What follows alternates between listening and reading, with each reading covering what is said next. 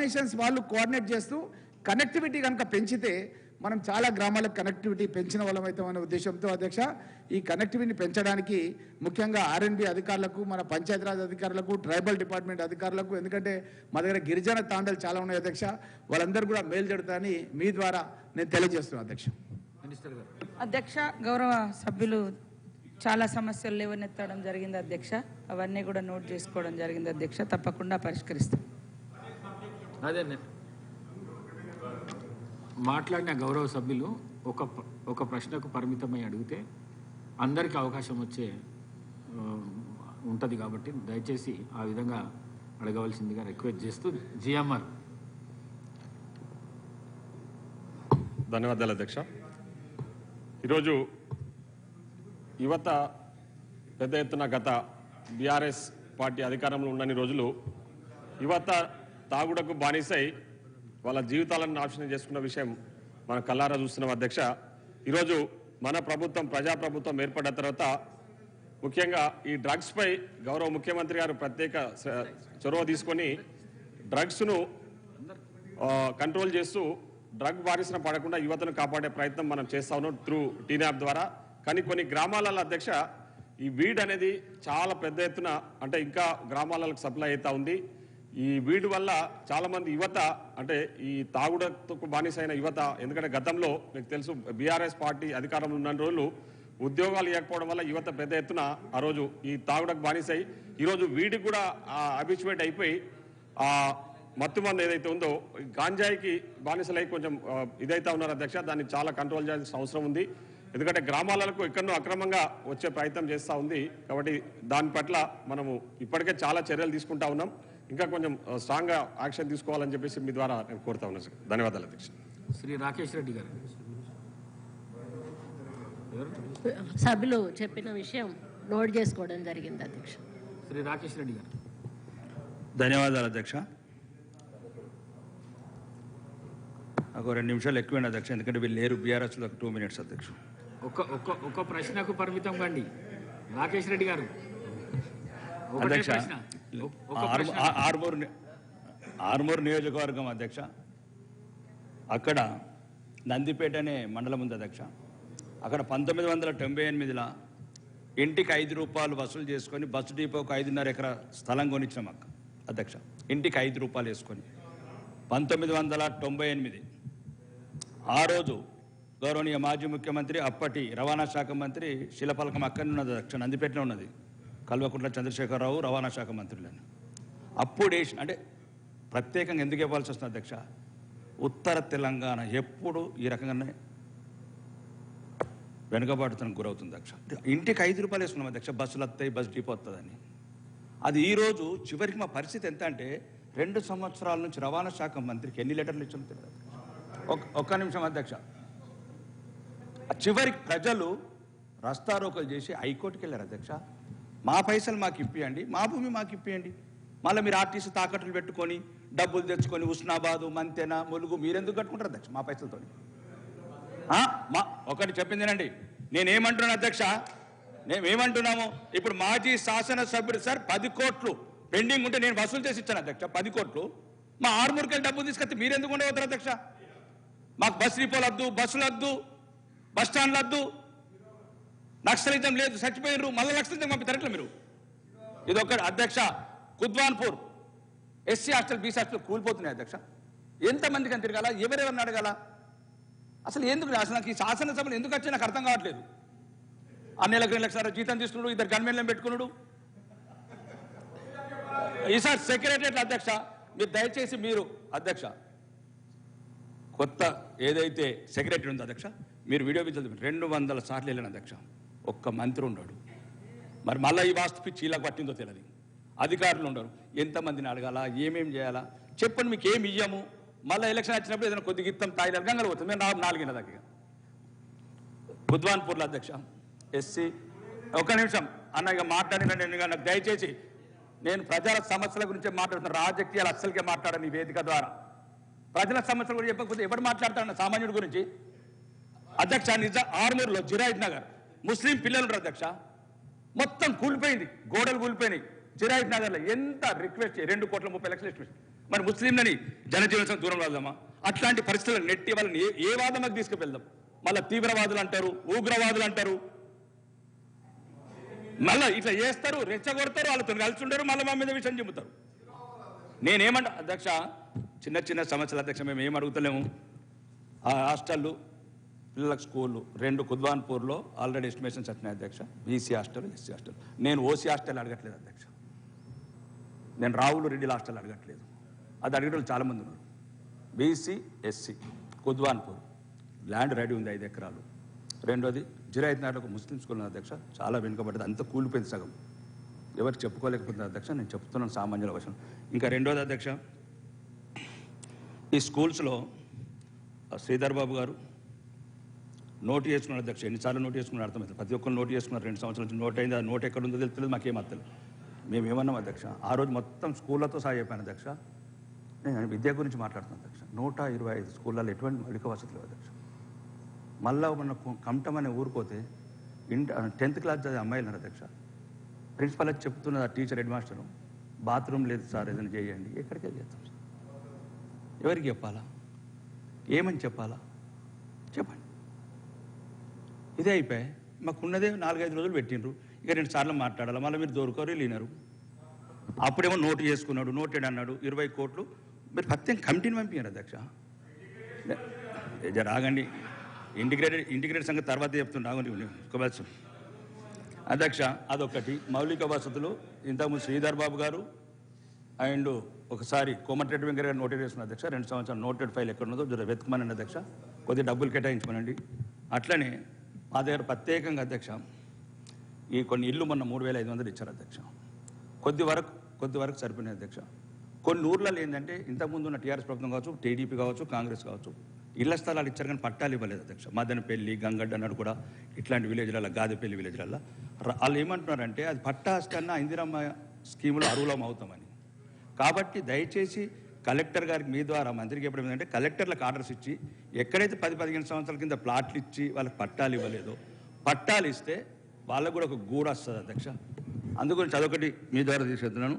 ఇంకా మా ప్రాంతంలో అధ్యక్ష చాలా విలేజ్లలో ఈ రైతాంగం ఎక్కువ ఆధారపడినది అధ్యక్ష. సామూహిక కల్లాలు రైతులకు. నేను ఫ్యూచర్ సిటీ గురించి మాట్లాడలేదు అధ్యక్ష, 5 లక్షల కోట్ల పెట్టుబడుల గురించి మాట్లాడలేదు. రైతులు కల్లాలు. మీరు ఇట్లా మాట్లాడి అసెంబ్లీలో ఇంకా సామాన్యుడి గొంతు సమస్యలు నేను ఏం మాట్లాడుతున్నా అధ్యక్ష. 15 సంవత్సరాలైంది అధ్యక్ష లక్కంపల్లి సెజ్ ఒక్క ఇండస్ట్రీ రావట్లేదు. ఇక్కడ 5 లక్షల కోట్లు, ఇంతకుముందు దావోస్ పోతే 2 లక్షల కోట్లు, 7 లక్షల కోట్లు. ఏమైంది అధ్యక్ష? జిల్లాకు 70,000 కోట్లు ఇవ్వండి అధ్యక్ష. మళ్ళీ హైదరాబాద్ భారం ఎందుకు మోపుతారు అధ్యక్ష? ఔటర్ రింగ్ రోడ్ దగ్గర మీ స్థలాలు ఉన్నాయనా? రీజనల్ రింగ్ రోడ్ దగ్గర మీ భూములు ఉన్నాయనా? అదే తెలంగాణ 10 జిల్లాల తెలంగాణకు 70,000 కోట్లు ఇవ్వండి అధ్యక్ష. ఈరోజు ఆదిలాబాద్ ఎయిర్పోర్ట్ అయింది, ఈరోజు వరంగల్ ఎయిర్పోర్ట్ అయింది. మొత్తం 10 జిల్లాలను సమంగా డెవలప్ అయ్యింది అధ్యక్ష. హైదరాబాద్ మీద బాగా భారం పడుతున్నారు అధ్యక్ష. ఏ జిల్లా వాళ్ళు ఉంటారు అధ్యక్ష? ఆడు 20,000 జీతం చేసి 5,000 రూపాయలు కంపు రూమ్లో ఎందుకు ఉండాలి సార్ ఇక్కడ? అధ్యక్ష వరంగల్ ఉండని, కరీంనగర్ ఉండని, ఉన్నందుకు ఉండని. ఇప్పుడు మీరే అంటారు, నిన్న గౌరవనీయ ముఖ్యమంత్రి అన్నారు 3,78,00,000 పాపులేషన్ ఔటర్ రింగ్ రోడ్ లోపల అధ్యక్ష 1,34,00,000 మంది ఉన్నారని గౌరవనీయ ముఖ్యమంత్రి అంటున్నారు. 20 ఏళ్లలో 75% పాపులేషన్ మళ్ళీ హైదరాబాద్ అర్బనైజ్ అవుతుంటున్నారు. మరి ఇంకెక్కడున్నాయి అధ్యక్ష సౌకర్యాలు? మనం ఎక్కడో చోట కట్టడి చేయాలి అధ్యక్ష. ఉదాహరణకు హైదరాబాద్ నుంచి ఒక చెప్తున్నా అధ్యక్ష, ఎక్కడికి వెళ్ళినా 2 గంటల ప్రయాణం అధ్యక్ష. ఒక ఆదిలాబాద్ ఒకటి దూరం ఉంది, వరంగల్ ఒక 2 అవర్స్, నిజామాబాద్ ఒక 2 అవర్స్, 4. ఏం అధ్యక్ష? లండన్కి వెళ్ళి వచ్చినోడికి హైదరాబాద్ దగ్గర అవుతుంది, 4 దూరం అవుతుంది అధ్యక్ష. ఒక్క నిమిషం అండి, మీరు మాట్లాడి నేను ఏమంటున్నాను, కొద్దిగా ప్రజల సమస్యలు ఒక 2 నిమిషాలు అవకాశం. ఎట్లా నీళ్ళు లేరు కదా అధ్యక్ష, అలా టైం ఇయ్యు. అలా కళ్ళల్లో మంటలు ఉన్నాయో, కడుపులో ఏమున్నాయో అది తర్వాత చూద్దరు కానీ. రెండోది అధ్యక్ష, ఒక చిన్న మీద మంత్రి గారు 1 నిమిషం, ఇక లాస్ట్ అన్న. నేను అంటేనే ఇట్లా కోపం కత్తిరే అందరూ. నేను ఇక వాకాటన్న జరాగే. రెండోది ఇక ఒకటి అవుట్ సోర్సింగ్ ఉద్యోగుల అధ్యక్ష. రోజు ఏమంటారు, కార్పొరేషన్ ఒకటి పెట్టమంటారు. మీరు మేనిఫెస్టోలో పెట్టింది, కాంగ్రెస్ మేనిఫెస్టో పెట్టారు. మధ్యాహ్నం కమిషన్లు ఎక్కువ మంది తీసుకుంటారు అధ్యక్ష. వచ్చే 10,000 జీతము 15,000 జీతం డైరెక్టర్లు అకౌంట్ వేసేటట్టు. దీంట్లో ఏం లేదు సార్, ప్రభుత్వం అనుకుంటే 1 గంట పని. అవుట్ సోర్సింగ్లో కూడా అధ్యక్ష ఉన్నత వర్గాలు, అగ్న వర్గాలు, డబ్బున్న వర్గాలు లేవు అధ్యక్ష. అటు 18,000 జీతంలో మళ్ళీ 1800 కొట్టేసి ఎందుకు? ఆ 1800 పాలన కొనుక్కుంటాడు, ఇంత పేపర్ అని నేర్పించుకుంటాడు, పిల్లలకి ఇంత స్వీట్ అన్న కొంటాడు. ఇదొకటి ఆలోచించండి అధ్యక్ష, మీరు గౌరవనీయ మంత్రివర్యులు. రెండోది, ఈ మధ్యాహ్నం ఒకటే అన్న అధ్యక్ష, ఒకటే ఈ నిరుద్యోగులు, ఈ ఉద్యోగులంతా ఒక ఫోన్ చేస్తున్నారు అధ్యక్ష. ఏమనంటే 61 నుంచి మళ్ళీ 64 చేస్తున్నారట అధ్యక్ష అని వాళ్ళు నన్ను అడుగుతున్నారు. అన్న ఇప్పటికే ఉద్యోగాలు లేవు, ముసలైపోతున్నాం, ప్రమోషన్లు లేవు, 61 నడరానోడికి మళ్ళీ 64 చేస్తే మా బతుకులు ఏం కావాలంటారు అధ్యక్ష. మీ వేదిక ద్వారా, మీ ద్వారా ఈ ఎక్స్టెన్షన్ చేయొద్దు అని నా విజ్ఞప్తి అధ్యక్ష. ప్రభుత్వం కూడా దయచేసి యువతను నిర్వీర్యం చేయకండి. మీకు ఏదైనా డబ్బులు లేకపోతే అప్పులు తెచ్చుకుందాం, మత్తు తెచ్చుకుంటాం, అప్పులు అవి కొని తెచ్చుకుందాం. కానీ పిల్లలకు ఉద్యోగాలు రాకుండా, కానీ కొంతమంది ప్రమోషన్లు రాకుండా వాళ్ళ జీవితం అంతా అయిపోయేటట్టున్నది. 65 మళ్ళీ 65 అయితే మళ్ళీ ప్రమోషన్లు మన్ను అచ్చుటోడికి రావు, అట్లా పోతారు. రెండోది, యువతకు కొన్ని ఉద్యోగాలు వస్తాయి. కాబట్టి దయచేసి మీ ద్వారా ప్రభుత్వం చెప్పేది ఏంటంటే, ఏదైతే వయసు పెంచకుండా ఇప్పుడున్న వయసు నుంచి పిల్లలకు ఏదైతే మీ జాబ్ క్యాలెండర్ ఇస్తామో జాబ్ క్యాలెండర్ ఇవ్వండి, జాబ్ క్యాలెండర్ ఇచ్చేసి పిల్లలకు ఉద్యోగాలు ఇవ్వండి. రెండోది, ఏదైతే చెప్పినా సార్ నోటు చేసుకున్న వాళ్ళు ఎవరైతే నోటు చేసుకున్నారో, నేను మళ్ళీ అందరికి లెటర్లు ఇస్తాను అధ్యక్ష. ఇప్పుడు పొన్నం ప్రభాకర్ గారికి ఒక సుమారు 50 సార్లు అడిగిన అధ్యక్ష. ఈ వేదిక మీద చెప్పానండి, 50 సార్లు అడిగిన. నేను శాసనసభ్యుని అధ్యక్ష.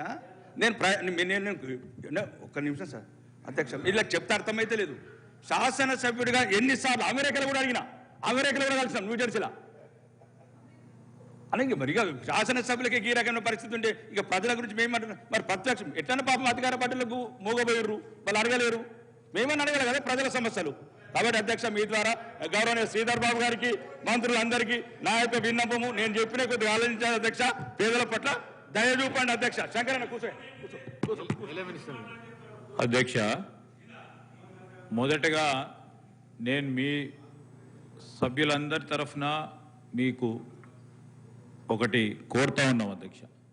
జీరో ఓవర్కి సంబంధించి గౌరవ సభ్యులందరూ కూడా గమనించాలా.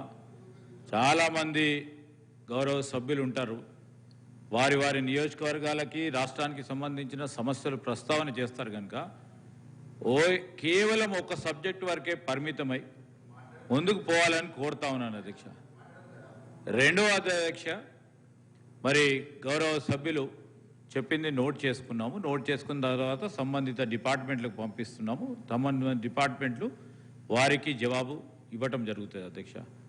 కానీ మా బీజేపీ సభ్యులు మాట్లాడుతూ అనేక ప్రస్తావనలు తీసుకొచ్చిన అధ్యక్ష. అసలు ఒకటి కాదు, రెండు కాదు, లేనివి అని ప్రస్తావనలు తీసుకొచ్చిండ్రు. అనేకమైన కల్పనలు క్రియేట్ చేసిండ్రు. 61 నుంచి 64 ఎవరైనా అన్నారా అధ్యక్ష? అంటనే ఉంటారు, బయట అనుకునేని మనం మాట్లాడితే మనం ఎందుకు చట్టసభ్యులం? సార్ నేనేమంటున్నాను, మనం అందరం గౌరవ సభ్యులం అధ్యక్ష. నేను వారికి శాసనసభ్యుడు ఉన్నారు కనుక అదే విధమైన ఆతృత ఉంటుంది, ఆవేదన ఉంటుంది, ఆందోళన ఉంటుంది. We respect you sir. కానీ 2 రోజుల్లోనే 2 సంవత్సరాల్లో మొత్తం నియోజకవర్గానికి సంబంధించిన సమస్యలు పరిష్కారం చేయాలని అంటే కొన్ని సందర్భాల్లో సాధ్యపడదు. నేను ఈరోజు కూడా చెప్తా ఉన్నా, నిలబడి 5 సార్లు ఎన్నికైన అధ్యక్ష. ఇప్పుడు 3 మార్లు ఆ ప్రతిపక్షంలో ఉన్నాం, 3 మార్లు ప్రతిపక్షంలో ఉన్నాం అధ్యక్ష. ఒక 10 లక్షల గురించి 5 సంవత్సరాలు తిరిగిన పరిస్థితులు ఉండే. ఈరోజు మీరు అడగకుండానే ముఖ్యమంత్రి గారి నాయకత్వంలో మీ పనులను చేయడానికి మేము ముందు నిలబడ్డాం. నేనేమంటున్నాను అధ్యక్ష, రెండోది మీరు చెప్పిండ్రు, ప్రస్తావన చేసిండ్రు, బస్ స్టాప్ గురించి ప్రస్తావన చేసిండ్రు. తప్పకుండా గౌరవ మంత్రి గారు ఉన్న నిధులతోని ఎప్పుడు ఏ విధంగా చేయాలనో ప్రస్తావన తీసుకొచ్చి దానికి ముందుకు తీసుకెళ్తాం. ఇంకోటి అధ్యక్ష, ఈరోజు 5 లక్షలు కానీ 2 లక్షలు కానీ పెట్టుబడులకు సంబంధించి నేను గౌరవ సభ్యులు అందరికీ కూడా తెలియజేస్తా ఉన్నాను. చాలామంది కూడా అడుగుతూ ఉంటారు అధ్యక్ష, మా నియోజకవర్గానికి ఆ పెట్టుబడి రావచ్చు కదా. మా చేతిలో ఉండదు సార్ అది. మేము ఈరోజు ఒక ఈకో సిస్టమ్కి సంబంధించి ఆ వాతావరణం కల్పించడానికి ప్రోద్బలం చేసి, ప్రోత్సాహం చేసి పరిశ్రమలు రావడానికి ఒక దోహదపడే అంశం పాలసీ మేకింగ్ చేస్తాం. ఫలానా మీరే పెద్ద ఇండస్ట్రియలిస్ట్, మీరు పెద్ద వాణిజ్య వ్యాపారవేత్త, నేను అడుగుతా ఉన్నాను మా మంత్రికి వచ్చి మీరు పెట్టండి అని. పెట్టరు కదా. వాణిజ్యం ఎక్కడ జరుగుతుందో దాని పరంగా వారికి అవసరాలు ఉన్న చోట ఎక్కడ అవసరం ఉంటుంది వారు పెడతారు అధ్యక్ష. మా చేతిలో ఈరోజు 7 లక్షల కోట్లకు సంబంధించి మొత్తం 119 నియోజకవర్గాల్లో ఒక్కొక్క పరిశ్రమ ఏర్పాటు చేయాలని మా